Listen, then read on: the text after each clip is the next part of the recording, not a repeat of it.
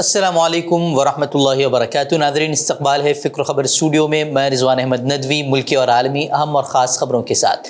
تو ناظرین، بڑھتے ہیں خبروں کی تفصیلات کی طرف۔ بی جے پی حکمران ریاستوں میں اقلیتوں پر ظلم ہوتا ہے تو کانگریس کی طرف سے زور شور سے اس مدعے کو اٹھایا جاتا ہے، لیکن کانگریس حکمران ریاستوں میں جو ہو رہا ہے وہ کم خطرناک نہیں ہے۔ ہندوتو شدت پسندوں کے ذریعے مسلمانوں کو نشانہ بنانے کا سلسلہ یہاں بھی جاری ہے، لیکن کوئی کارروائی ہوتی نظر نہیں آ رہی۔ آئے دن راجستھان میں ایسے واقعات پیش آ رہے ہیں جہاں کھلے عام نفرت کے بازار لگائے جا رہے ہیں، جس کے ذریعے مسلمانوں کو نشانہ بنایا جا رہا ہے اور نفرت انگیز تقاریر کر کے ہندو برادری کے لوگوں کو اکسایا جا رہا ہے، اور اس کے نتائج بھی سامنے آ رہے ہیں۔ اب راجستھان کے بھیلواڑہ سے ایک ویڈیو سامنے آیا ہے جس میں 21 سالہ مسلم نوجوان کو ہندو شدت پسندوں نے محض اس لیے بے رحمی سے پیٹا کہ اس نے جے شری رام کا نعرہ لگانے سے انکار کر دیا۔ مکتوب میڈیا کی رپورٹ کے مطابق یہ معاملہ 8 جولائی کا ہے، جب متاثرہ نوجوان صاحب علی خان مقامی دکان سے دودھ اور چائے کے پیکٹ خریدنے جا رہا تھا۔ علی خود بتاتے ہیں کہ مکیش گجر نامی ایک شخص نے اسے روکا اور زبردستی اس سے جے شری رام کا نعرہ لگانے کو مجبور کیا، اور جب اس نے انکار کر دیا تو اس کے ساتھ مار پیٹ کی گئی۔ مشتعل ہندوتوا شدت پسند عناصر نے پھر پرتشدد ہو کر مسلم نوجوانوں کو تلواروں، لوہے کے راڈ سے مارنا شروع کر دیا اور گالیاں دینی شروع کر دی۔ پیشے سے مزدور صاحب علی نے بتایا کہ اگر وہ وہاں سے نہیں بھاگتے تو ان کو وہ جان سے ہی مار دیتے۔ ہاں، نعرہ لگوایا تھا جے شری رام کا نعرہ بول، اور مار پیٹ کر رہے تھے، وہ تلوار سے حملہ بھی کر دیا ہاتھوں ہاتھ کے سارے لوگ نے مل کر۔ وزیر راہل گاندھی نفرت کے بازار میں محبت کی دکان کھولنے کی باتیں کرتے رہتے ہیں، تو راہل گاندھی کو کانگریس حکمران ریاستوں میں ہونے والی نفرتوں کی طرف بھی ذرا دھیان دینے کی ضرورت ہے۔ صرف دوسروں پر نفرت کا الزام لگانا کافی نہیں ہے۔ مودی حکومت کے ذریعے ہندوستان میں یونیفارم سول کوڈ یعنی کہ UCC نافذ کرنے کی کوششوں پر جمعیت علماء ہند نے مخالفت اب تیز کر دی ہے۔ جمعیت نے یونیفارم سول کوڈ کو لے کر پرامن اور اجتماعی احتجاجی مظاہرات درج کرانے کے لیے جمعے کو یعنی کہ کل یوم دعا منانے کا فیصلہ کیا ہے۔ اس کے لیے جمعیت کی طرف سے مقامی کمیونٹی گروپس، علماء اور مساجد کے ائمہ کرام کو اپنے اپنے علاقوں میں خصوصی دعاؤں کا اہتمام کرنے کے لیے کہا گیا ہے۔ جمعیت علماء ہند کے جنرل سیکریٹری حاکم الدین قاسمی نے کہا کہ ہم امن اور اتحاد کے لیے یوم دعا منعقد کرنے جا رہے ہیں۔ رپورٹ کے مطابق جمعیت یونیفارم سول کوڈ معاملے کو صدر جمہوریہ دروپدی مرمو کے سامنے اٹھانے پر بھی غور کر رہی ہے۔ اس کے علاوہ سبھی وزراء اعلیٰ اور اپوزیشن پارٹیوں کے لیڈروں کو خط لکھنے کا بھی منصوبہ بنایا جا رہا ہے۔ الہ آباد ہائی کورٹ کی ایک بینچ نے ملیالہ میں 72 مسلمانوں کے قتل عام کے ملزموں کو بری کیے جانے کے خلاف اپیل کو منظور کرتے ہوئے اس پر سماعت کے لیے 14 اگست کی تاریخ مقرر کی ہے، اور نچلی عدالت کے ریکارڈ طلب کرنے کے ساتھ ہی نوٹس بھی جاری کر دیا ہے۔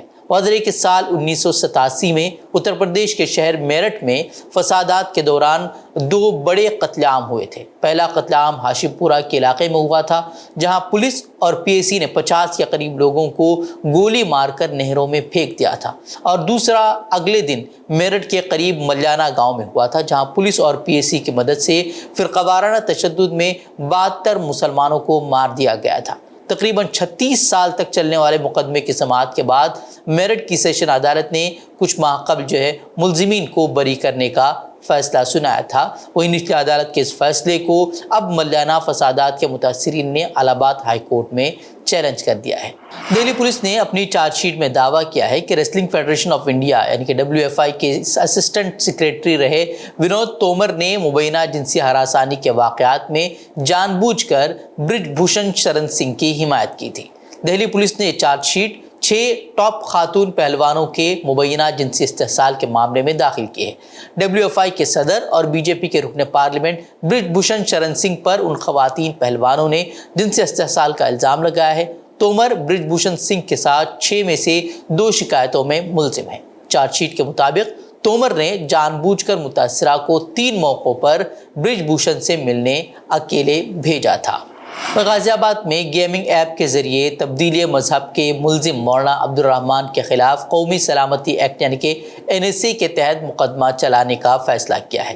NSA کی سفارش ڈسٹرکٹ مجسٹریٹ راکیش کمار سنگھ نے کی ہے۔